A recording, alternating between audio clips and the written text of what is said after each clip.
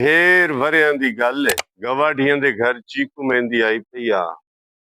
निमाशां ढलदियां पईयां हन ते आसमान दी लाली ते तारे कब्जा करेंदे पे हन।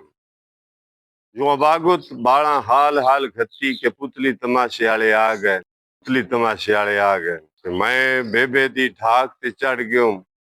मैनू पुतली तमाशा विखावन ले चल। बेबे मैनू उत्थे साए चेर ताईं चाई रखिया ते मैं पुतली तमाशा वेंदा वेंदा थक पियोस। मैं आख्या बेबे मेरी त्रिकल चो पीड़ निकलदी पई है, मैनू चंगी तरह चाह।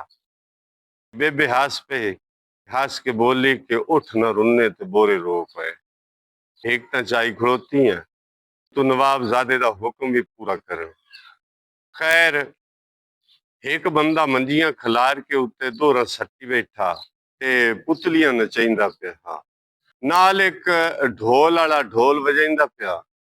कई पुतलियां हार सिंगार कुड़ियां तरह कीता होया हा ते एक पुतली दे मुंह ते मुछां हान ते ओदे मझ मछली बधी हुई आ। गल हार ते मुंह ते सेहरे हन।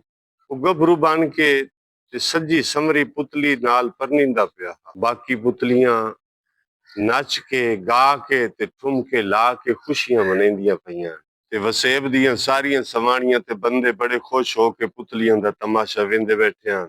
थोड़े चेर तो पिछे ढोल वजना बंद हो गया। पुतलियां दी बरात मंजियां दे सेरू वाल चढ़ गई, गैब हो गई ते एदे नाल ही पुतली तमाशा मुक गया। तमाशा करन वाले बंदे नू हर बंदे वाह वाह दी दाद दिती। जिवें जिवें कोई फिरदा आया पैसे भी देंदा गया।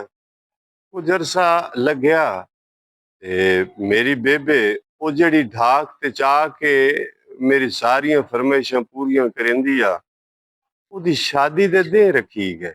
अजे मेरे अब्बे नू मरिया 7 महीने होए हन। मैं 5 साल दा हा। मैं ते बेबे नानके घर रहिंदे आसे। खैर भला अज ओदे हाथ ते मेहंदी लगी, ओनू सवाणियां चीकू मलदियां बैठियां। मेरी बेबे जिस वेले शादी आले कपड़े पा के बाहर आई ना, ओ मैनू एडी सोहनी लगी जिवें को काफ विचों कोई परी आई बैठी हो। सच पुछो मेरा दिल बुझी वदा, नाले मुझा वदा।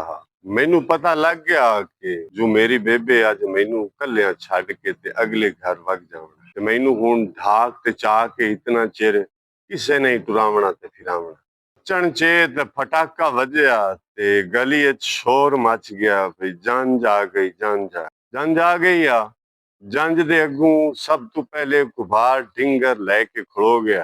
जंज आलियां ओनू पैसे दे के राजी कीता। मुड़ बूहे ते जिमी तणी गई। चोरी छिकरी जंज आलियां नू झगड़ा झिमड़ी दा गा गा के आप दी मर्जी दे पैसे लवण वास्ते चंगी लड़ाई लड़ी। पैसे लाए के उन्हां दी जान छड्डी। जंज अंदर आके बह गई है। झट बाद दुध पीवण दी रस्म हुई। उस ते भी गभरू कोलों चोरी साए पैसे मार ले। सारियां रस्मां तो पिछे निकाह होया ते नाले रोटी टुक। बारात वापसी वास्ते तैयार हुई। बेबे नू नाने अब्बे ट्रक भर के समान दिता हा। बेबे नू डोली च बहा दितो ने।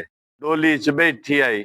बेबे दे मुंह ते जू मेरी नजर पई, एक अजिहा रंग वेख्या जेड़ा मैं उस तो पहले कदे नहीं वेख्या ओदे मुंह ते।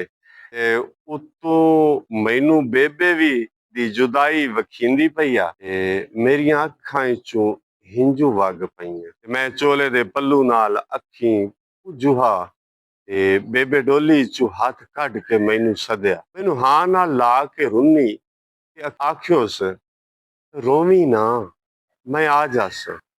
मैं रोंदियां रोंदियां बेबे दा पल्लू फद रखिया। मैनू नाने बेबे नालों ध्रू लिया ते नानी प्यार कीता। त्रीजे दे बेबे सत्तो वाड़े हट के आवना हा ते मैं नित बूहा मल के बंदास। पर बेबे हट के ना आई। बेबे हट के ना आई। मुड़ मैनू पुतली तमाशे दा ख्याल आया ते मैं सोचा जो कदी मेरी बेबे दी शादी भी पुतली तमाशा होवे हा जेड़ा मुके हा बस वाह वाह होवे हा ते गल उथाई मुक वंजे हा।